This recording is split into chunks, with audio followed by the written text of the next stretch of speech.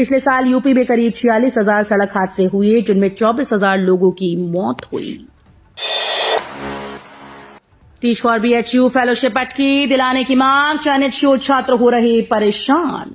BHU में विभिन्न विभागों में यूजी पीजी के छात्र छात्राओं को पढ़ाने के लिए चयनित शोध छात्र 3 महीने से फेलोशिप न मिलने से परेशान हैं।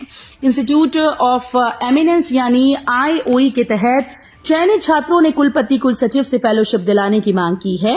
आईओई के तहत टीच फॉर बीएचयू फेलोशिप की शुरुआत पूर्व कुलपति प्रोफेसर सुधीर कुमार जैन ने की थी।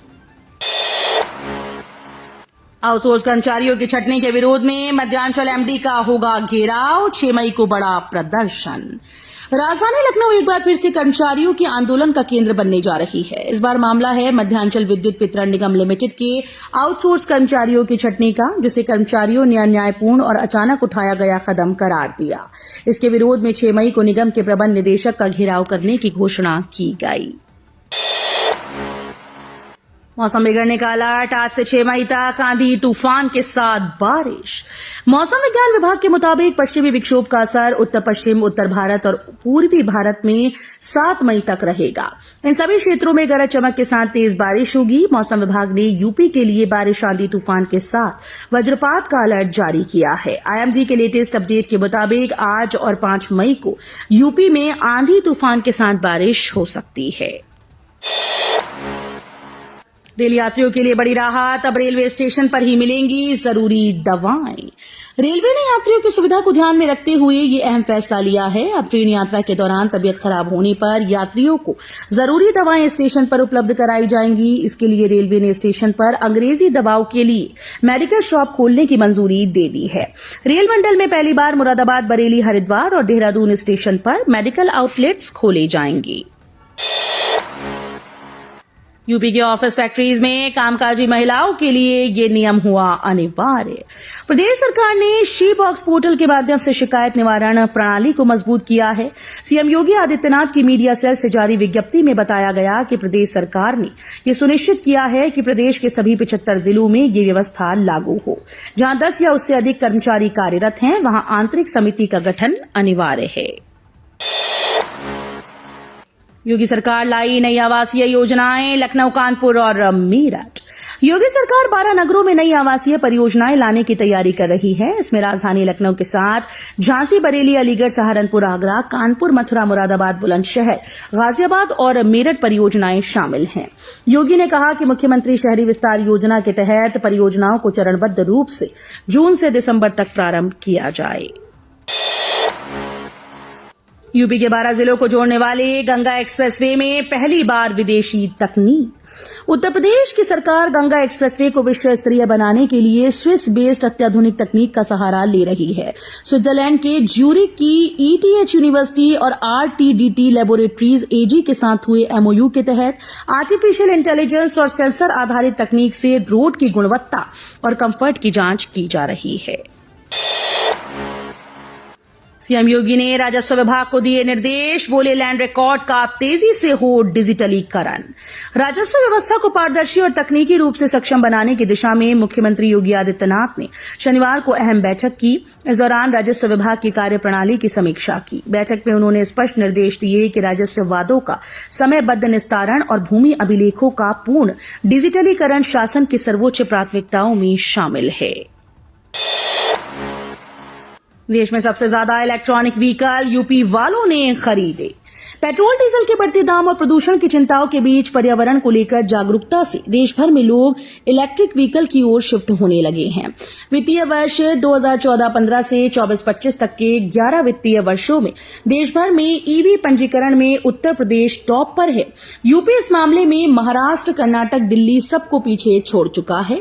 महाराष्ट्र दूसरे नंबर पर है। जातिगत आंकड़ों से बदलेगी मुस्लिम राजनीति, यूपी में नई समीकरण की आहट। जाति आधारित जनगणना को लेकर देश भर में हलचल है, लेकिन इसका सबसे गहरा असर उत्तर प्रदेश जैसे बड़े और राजनीतिक रूप से संवेदनशील राज्य में दिखने की संभावना है। पहली बार ऐसा होने जा रहा है कि मुस्लिम समाज की विभिन्न जातियों जैसे पसमानदा, अंसारी, मंसूरी, कसाई, कुंजड़ा, सैफी, राई, हजाम की गणना अलग अलग की जाएगी।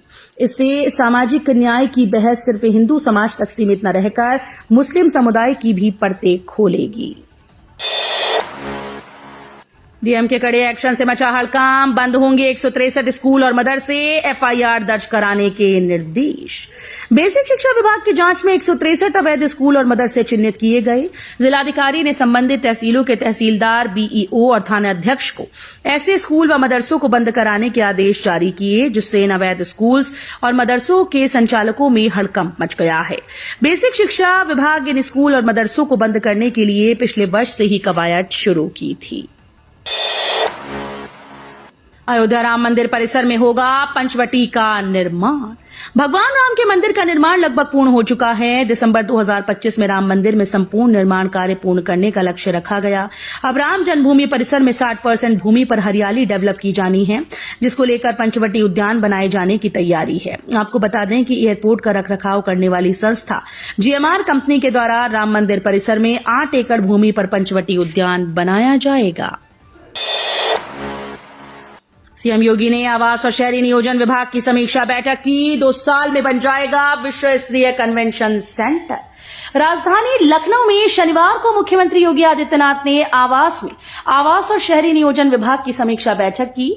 इसमें उन्होंने विकास प्राधिकरणों में लंबित भवन मानचित्रों के मामलों की जानकारी ली।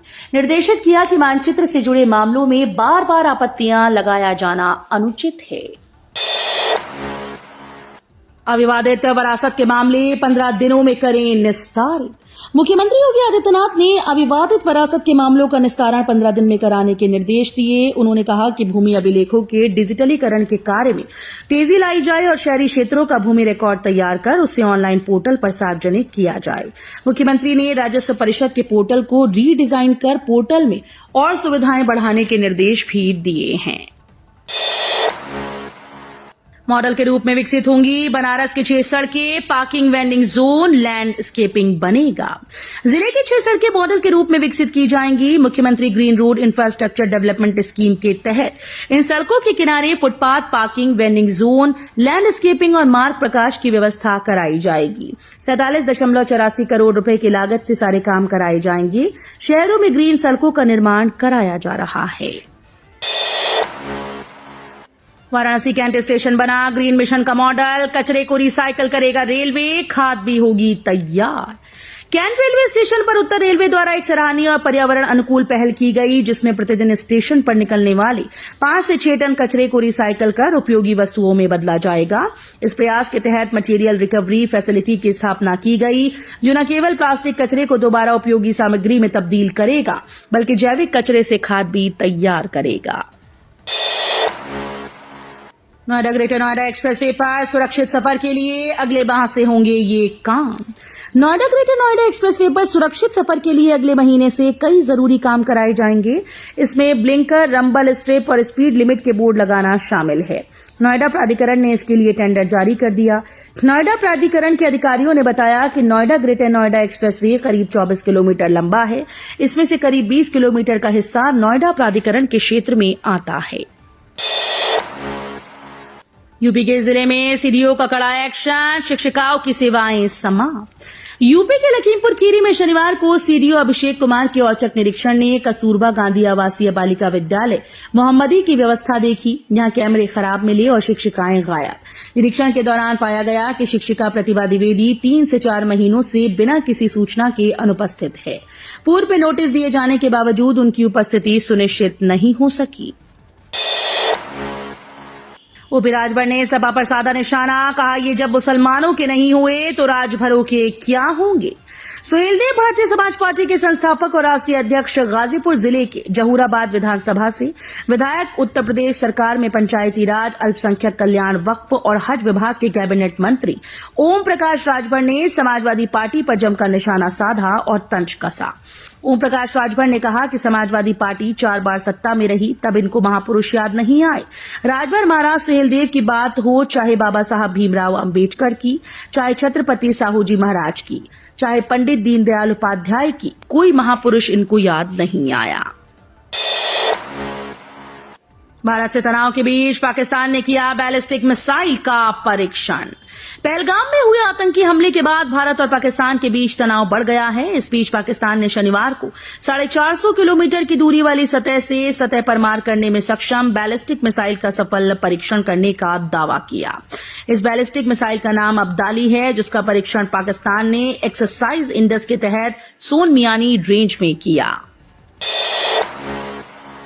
जलेसर नगर पालिका अध्यक्ष ने सीएम योगी से की मुलाकात।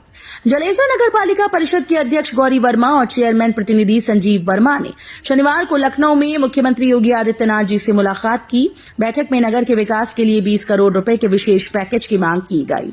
मुलाकात के दौरान जनप्रतिनिधियों ने क्षेत्र की प्रमुख समस्याओं को मुख्यमंत्री के समक्ष रखा। इसमें बिजली कटौती और स्वच्छ पेयजल की समस्या शामिल थी।